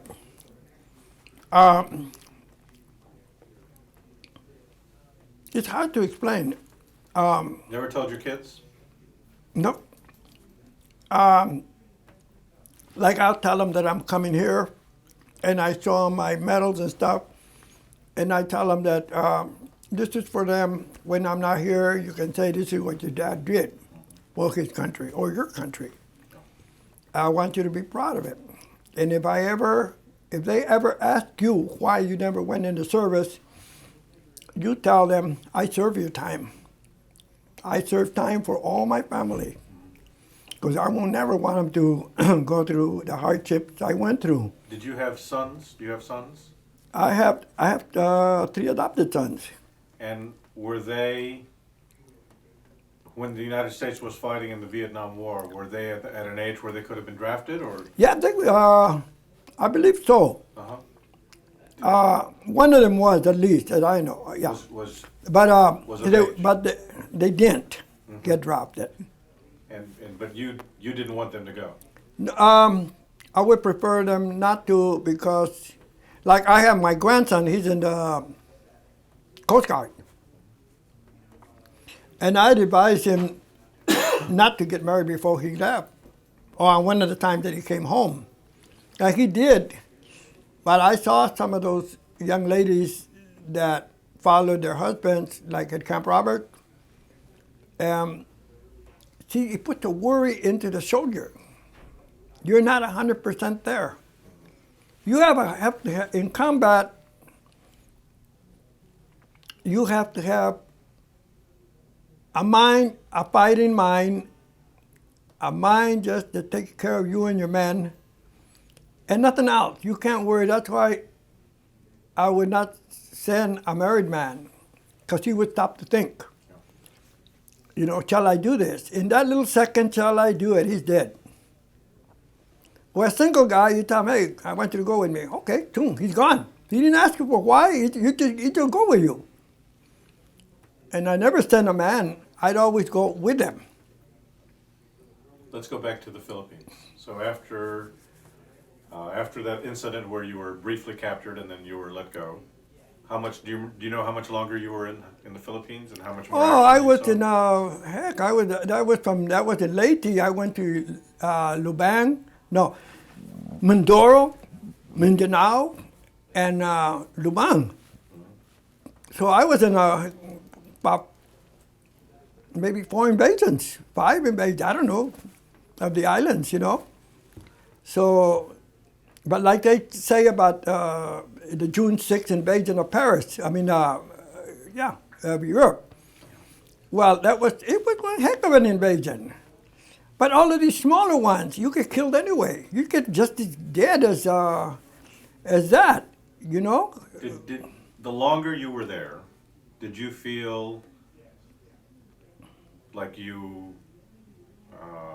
did you feel more confident that you would survive, or did you always feel like, you know, it could happen any minute? You're dead and don't know it, but you won't lay down. because life don't mean nothing no more. A lot of those will tell you, oh, this and that. But personally, I'm not talking for everybody. You come to where you don't give a damn. You just don't care.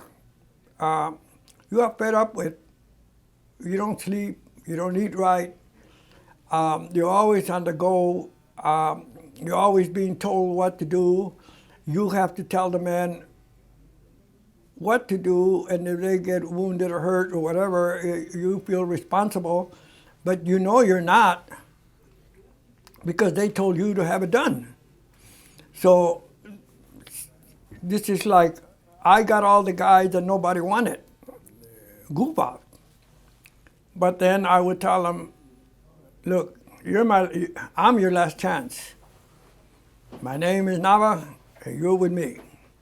Now you do what I say, and you ain't got no problems. I don't want to hear about anything or any trouble you had before, but you're with me now. What counts, if you do something here, you belong to me. So, like I told you, I don't want to hear it. The first thing we're going to do is you're going to go with me. So they say, like, where are we going? That's for me to tell you when I'm ready. And I'm ready now, let's go. So we'd go, and then I said, where are we going? We're going to go and get drunk. And they couldn't believe this. So I take them out, give them a good time, get them drunk, and then I tell them, if you don't feel good tomorrow, just let me know, and I'll take care of it. So I became a good guy, something they never had. So Where did you go drink? What did you drink? Tuba and rice wine. What is tuba? It's a Filipino beer. Oh, I see.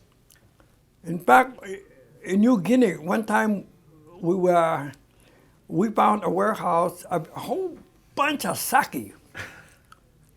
This is the most beautiful thing in the world. So you see guys with 5 canteens all loaded with sake.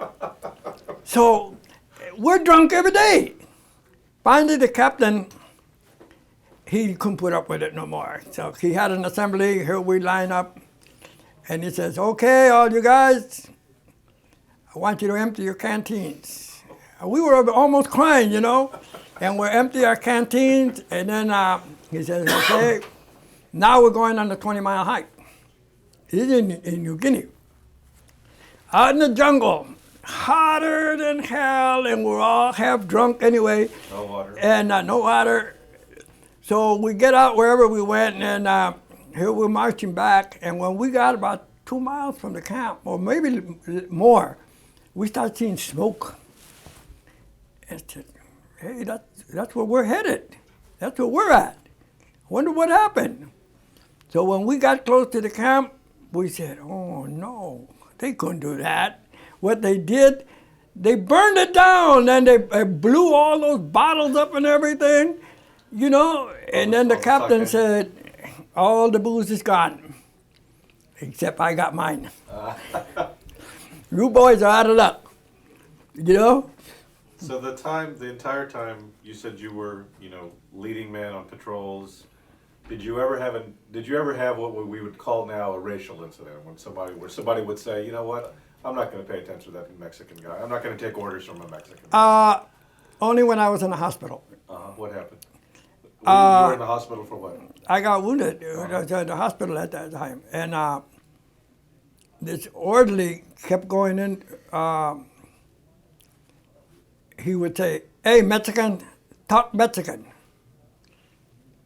And I told him, there ain't no such language as Mexican. And he said, hey, speak.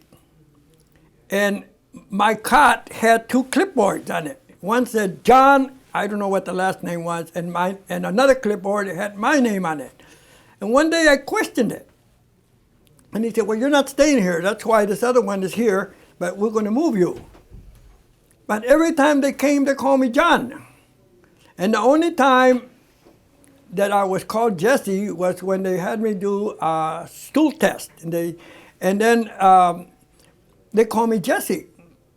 But I thought they gave me a pet name, call me John. And when they released me, they just released me. they didn't give me a ride or anything back to where I was, because it took me 3 days to get back. And here I am with a bandaged arm. I had a sock on it, in fact. I had an extra pair of socks, so I put up one of them on my hand. And I started walking. I didn't have a weapon, a hat, or a cartridge belt. So I remember I seen a truck with a rifle and a helmet. So I went up to the truck, stole the rifle, and stole the cartridge belt and a helmet. And that I got back to the company that way. How had you been wounded? You were wounded in your arm? In the hand, this is all split open down here. What happened? I had an outpost out, and they started putting mortar shells on them. And the guys came and told me, hey, Nava, they're hitting your outpost. So they said, let's go and get them. I said, no, I'll go. See, that's what the guys respected me, because I wouldn't want to send them. It was I sent them, I go and get them. So I went, and I still remember one of the guys' name was Richard. Yeah, his name was Richard. And I don't remember the other guy. But he was more or less your size. And the other guy was a skinny bean, you know. They were, I remember they had pieces of steel coming out of their face and their body and their eye and their arms, and they were bleeding. And up to this day, I don't know how I did it. But something gets into you where you become a Superman. I remember getting those boys, and by the harness of their pack, I got both of them like this, the harnesses, and they had a BAR, which is a Browning automatic rifle, and I think he had a Thompson submachine gun, or I don't remember what what Richard had. But I remember getting their weapons and my weapon and dragging them. And you weighed about 120 pounds? Yeah. And I remember when I got back, the guys told me, you know, Jessie, all we could see was where the shells were hitting and the big clouds of dust. And we didn't think you were going to make it. And you came out of the dust dragging those two guys. Was that when you got wounded? Is that when you got wounded? Yeah. I think it was. And I didn't think it was nothing. You know, I just felt bad that my man had got hit, and I remember they took him away, but we never saw him again. So after you left the hospital, you go back to your group? I went back, and they were on top of a hill. I remember and I asked, where's C Company, the 2nd Platoon, and they told me, take that trail, go up the hill. And I'll never forget that one of the sergeants, we used to call him Sergeant Smoot, and he was the meanest guy you ever. He was like a racketeer in Boston, you know, and he was all cut up where he'd been in knife fights and everything. And I couldn't believe what I was looking at. I saw him crying on the guy's shoulder, and I looked at him and I said, "Gee, that's Smoot." I didn't think that could really happen. So then they took me up farther up the hill, and there was another sergeant, his name was Pearl. And Sergeant Pearl came down and said, I'm glad you're back now, and now I'm going to show you where we are. I remember him saying, from that 44, that cannon over there, it's a 40 millimeter cannon, this way belongs to us, they're on the other side of the cannon. So I said, okay. So I said, where's my Thompson? Because I was a scout too most of the time. And I said, I'll have it sent up, you know. So I had a M1. So I'm nervous now because I'm human again. I just got to sleep with no bullets flying, nothing. So I'm back to the company and I'm a nervous wreck, really. So I'm in the hole, and a one-man hole, that's rough when you're by yourself. And I seen this Japanese boots going, the leggings and a belt and the pants. So I said, he's right, they're on that side. So I opened up on him. I shot 8 times. And I didn't know where I hit him or not. But a little while later, here comes Sergeant Pearl. He says, Jesus, Nava, they almost killed me. I said, what the hell happened to you? He said, man, I was over there by the cannon, and somebody opened up, and man, and I told him, hold it. Did you say the cannon? I thought you said that anybody on that side of the cannon was the enemy. He says, they are. He said, look I cut his shoelaces. I cut his pants. I went through his jacket. I cut his belt off. And I told him, you know, Sergeant Pearl, you want to know something? He said, I want you to get mad, but I'm the one who shot at you. He said, you're crazy. No, it could have been. I'm going to tell you, son, you better thank God I don't have my Thompson because I would have killed you. But with the rifle, I was still, like I said, I was nervous. When I missed you, you know, and we laughed over it. How much longer were you in the Philippines? A long time. Really? A long time.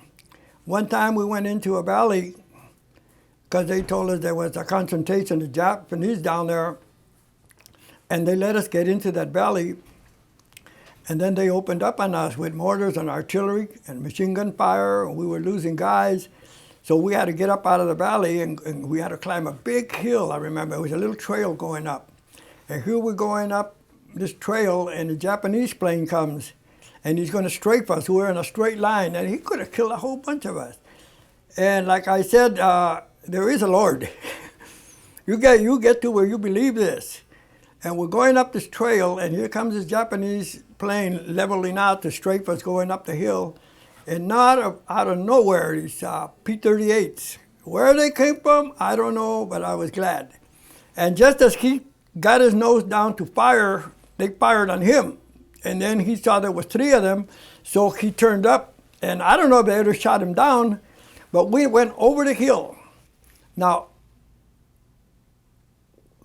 artillery was hitting where we were walking.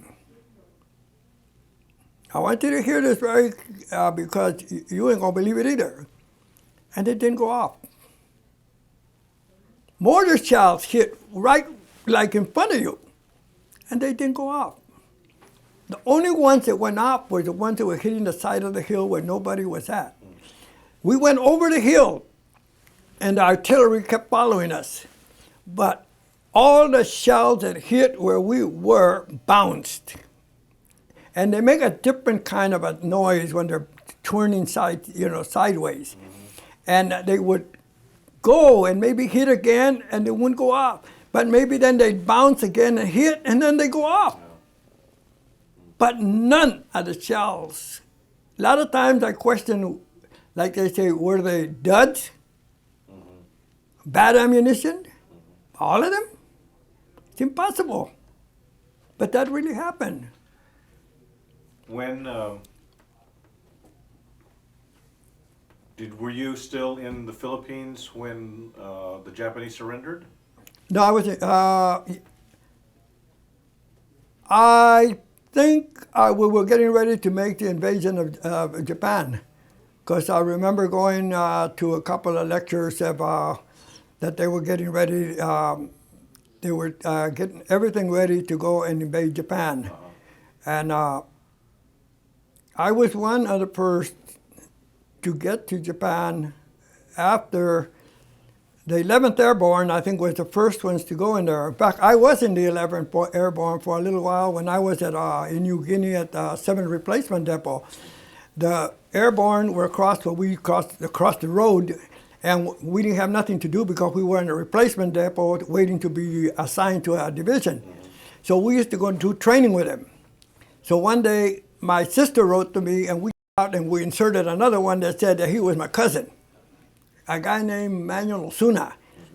And we took my sister letter and inserted this one, and then I went and showed it to some officer. And he said, well, this guy wants to get in so bad, well, we'll let him in. So they assigned me to a squad, but my records were still at the 7th Replacement Depot. And then my friend says, hey, I want you to do something. I want you to volunteer. He said, volunteer for what? He said, never mind, just volunteer. So, okay, I volunteer. What am I volunteering for? So he said, we're going to make a jump. So I didn't think so, you know. So the next day they took us out in the field, and there's a bunch of parachutes out there and airplanes warming up. So we get out there and he says, well, put it on.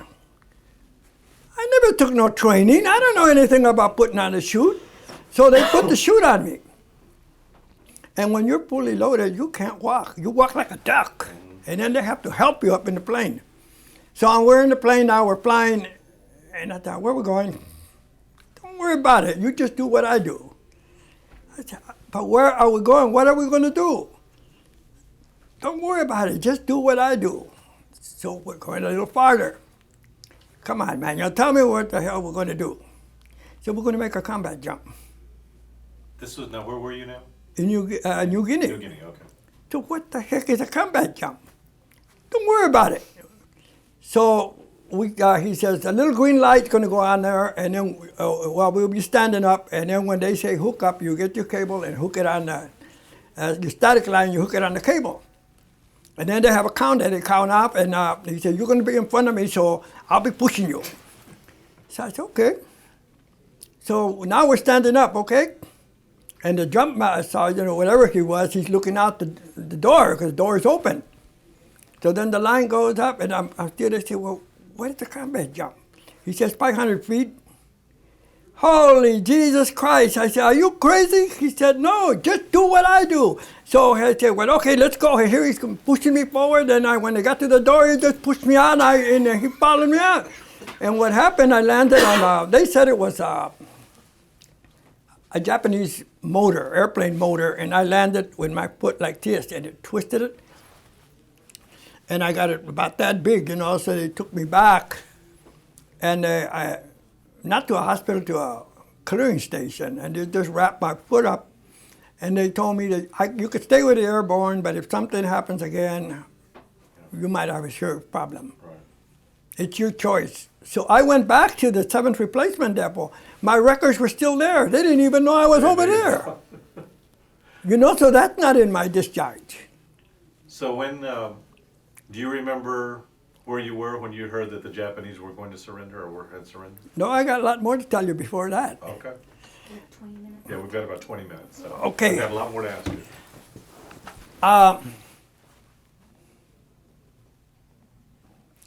Like I told you, that I was going to tell you a little story of how crazy the GI is. All right. And don't get offended, young lady, okay? We were at a base camp getting replacements. Where are you now? Where is it? One of the islands of the Philippines. Okay, on one of the islands of the Philippines. And I tell my buddies, why don't we go and look and see the guy down at the hospital? And when you're in the infantry, everything is far. Nobody gives you a ride. So, okay, they decide we're going to go. About 4 of us went down, 5 with me. So we go down there and we visit our friends, and they want to come back with us. You know, I said, no condition, you look at you, man, you can't go with us. So I get a big bright idea, and I tell them, hey, I want you to go and steal 4 smocks. What for? Just go and steal me 4 smocks and go hide them outside. So he goes to steal 4 smocks. Then I tell you, go and get me a stethoscope and go hide it the same. Give it to him, he knows where he put the other stuff. And on the way out, we're gonna steal a doctor's bag. What are you going to do with it? Never mind, we have to have a doctor's bag. So here we go back, okay? And the guys, got all the junk right here. Oh, and clipboard, 2 clipboards. So we're walking back. And I see these 2 MPs walking down the road, and I said, hey, man, what you guys doing? These guys off? Yeah. I said, you want to make a couple of bucks? Yeah. I'll give you $50 a piece. Because money don't mean nothing. You couldn't buy nothing.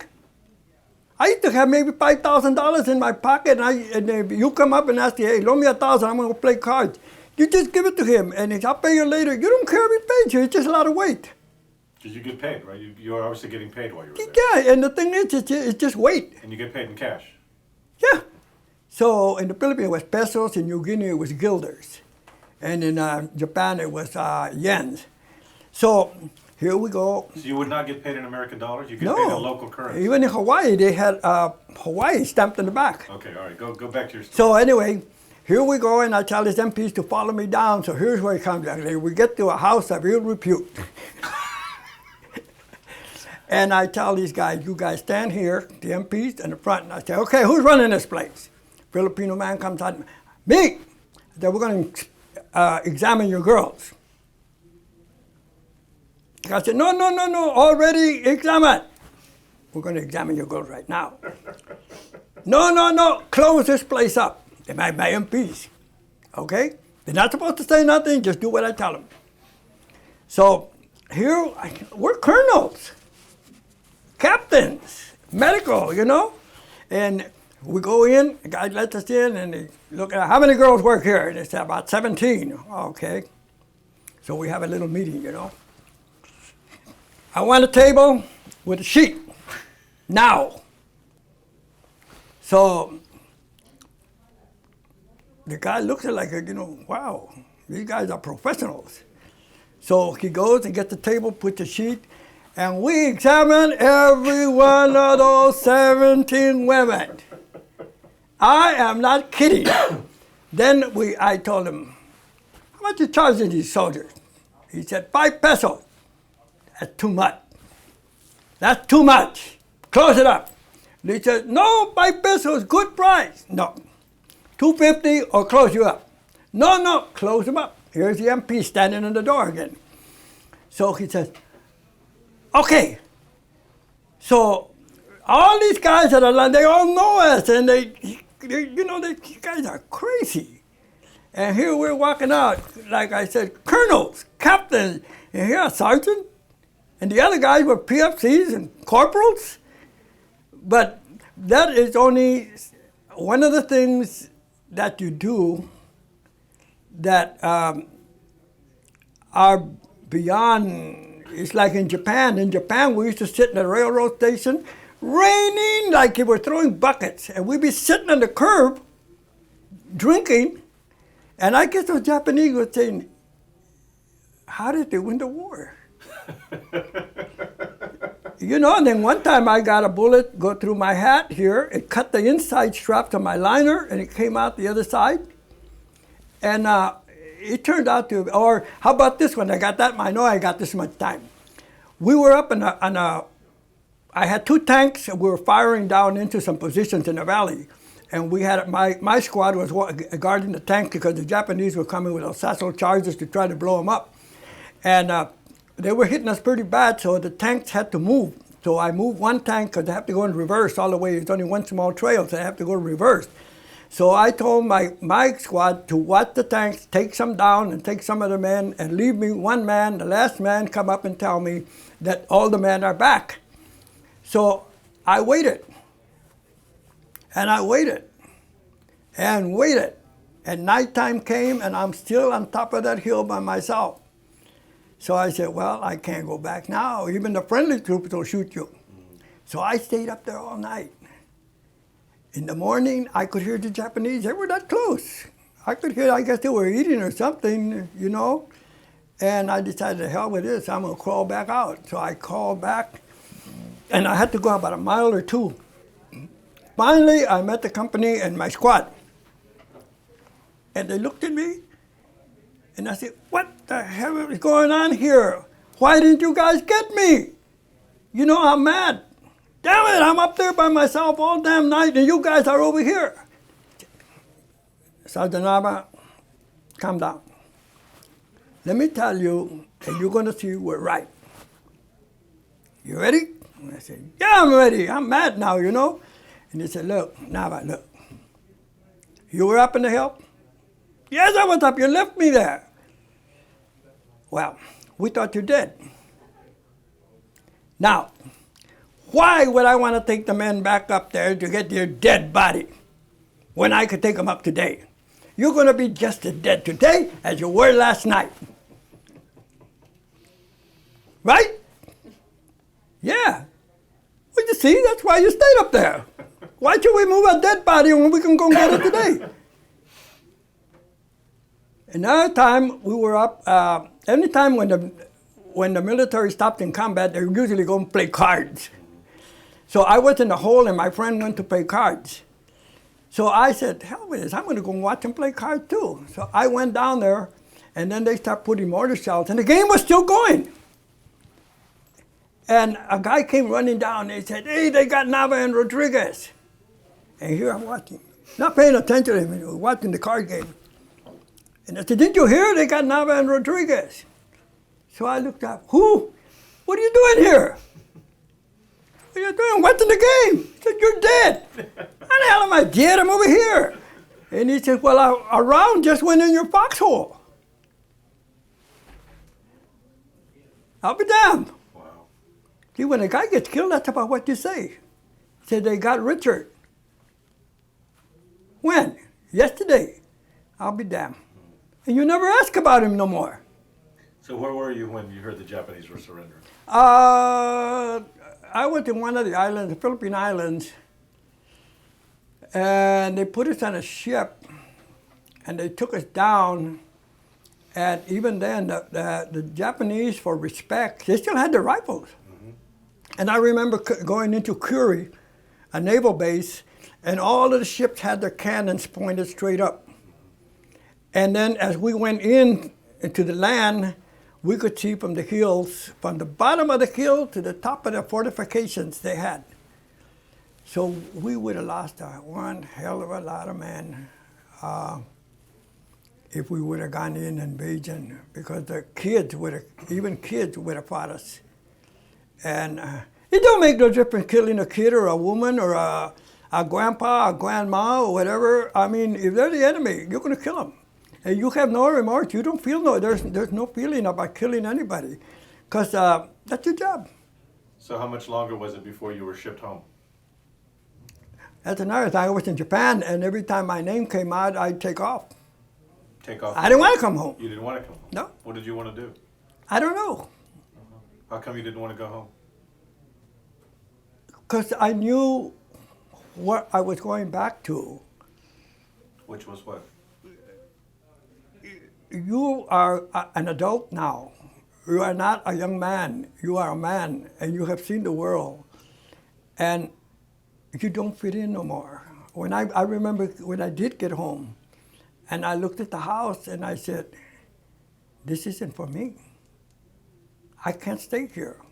And that same feeling came back of eating their food, taking up their space. Now, they didn't have the space. And you were discharged? You'd been discharged? Yeah, and the way that happened, I got off in Fort MacArthur. I was discharged at Fort MacArthur, and the first place we went to was a bar. Yeah. And we get drunk, and we walk outside, there's this beautiful girl. And I tell the guys, I know that girl. And they say, you're crazy, Jess. I know that girl. You're going to get us in trouble, Jessie. So her name was Sonia. I say, hey, Sonia. And she turns around, she says, hey. My nickname is Mickey. Mickey? So she said, hey, Mickey, what are you doing here? I said, just got out of the service. So he says, why don't you come to the house? And I said, well, why don't we have a party?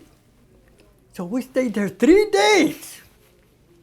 And then after 3 days, they threw us out, man. They couldn't put up with us no more. So we got on the streetcar. It was a red line. They used to take you down to L.A. Mm-hmm. And I walked around town with the other guys. Finally, they said they were going to go home. They left me by myself. And I cut the B line down to Mission Road. And I'm standing right there at the bench, sitting down on one of the benches.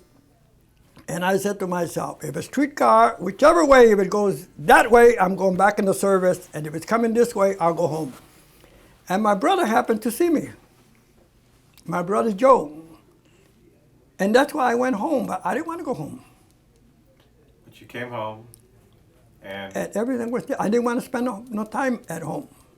And what did you do for a living after that? I went to work for the railroad. I mean, no. I went to work for a paint company, Oakley Paint Company. And then they merged with a company named Matthews. And I went with them. And then Matthews was going to close down, so I went to work for Paramount. And I retired from, well, it was called SBI then. I retired from, I think for 46 years, 40-some years. What did you do? I was everything.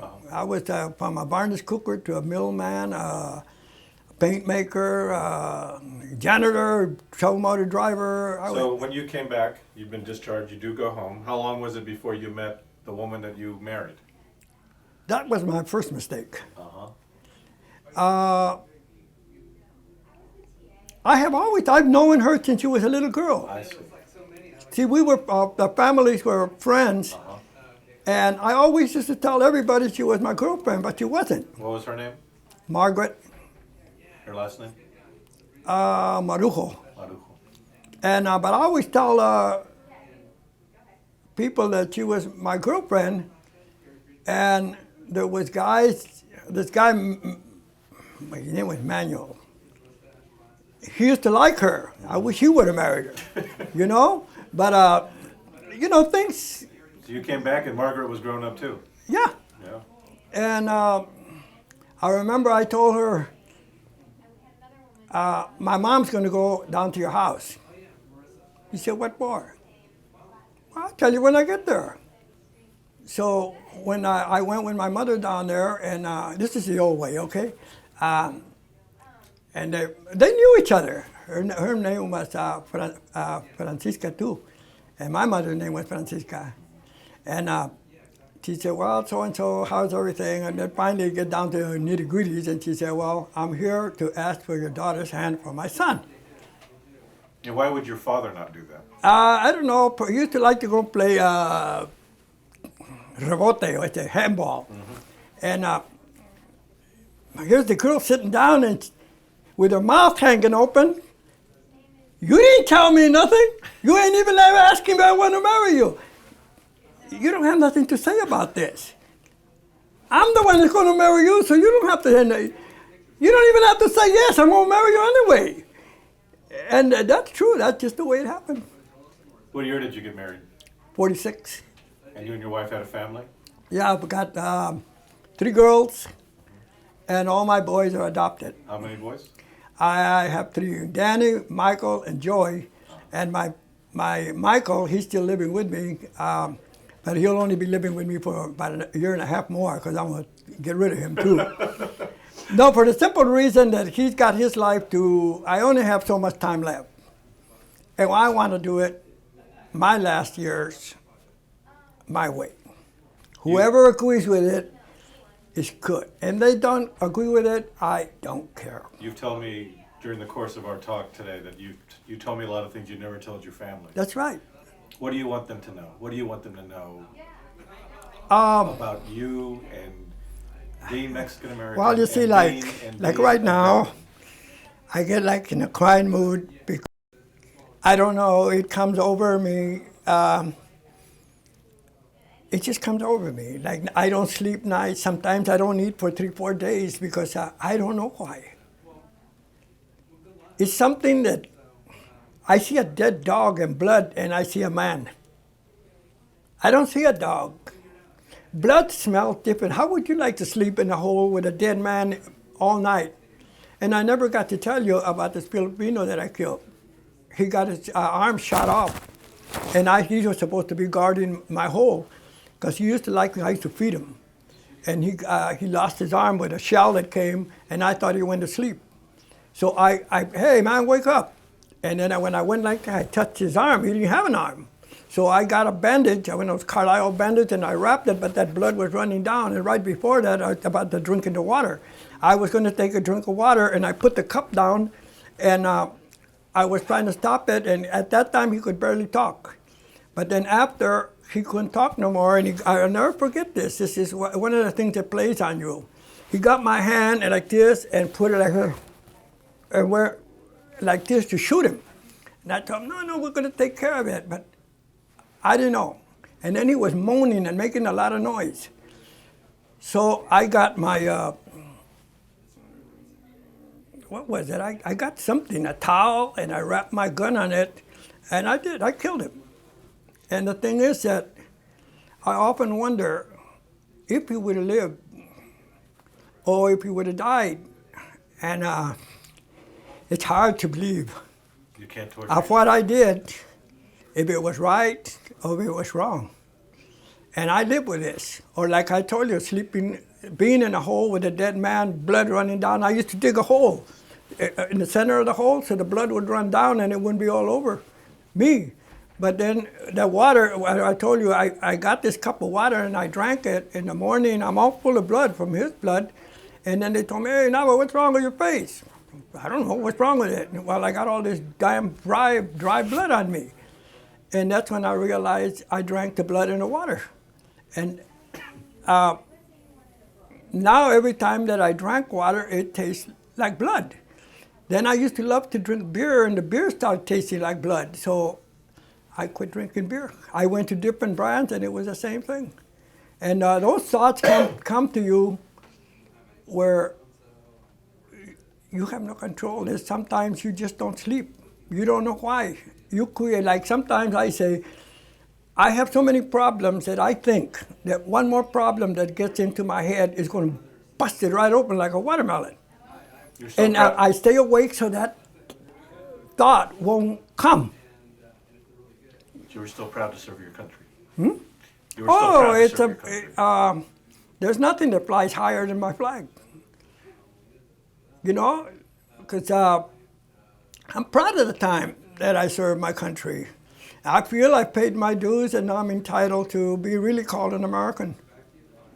And it gives me more praise or whatever you want to call it, that I'm a Mexican American, of somebody that went out and did his part.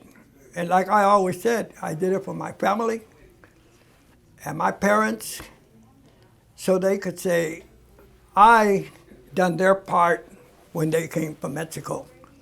I paid the price, you know, and I wouldn't wish, I know there'll never be another World War II, but Mr.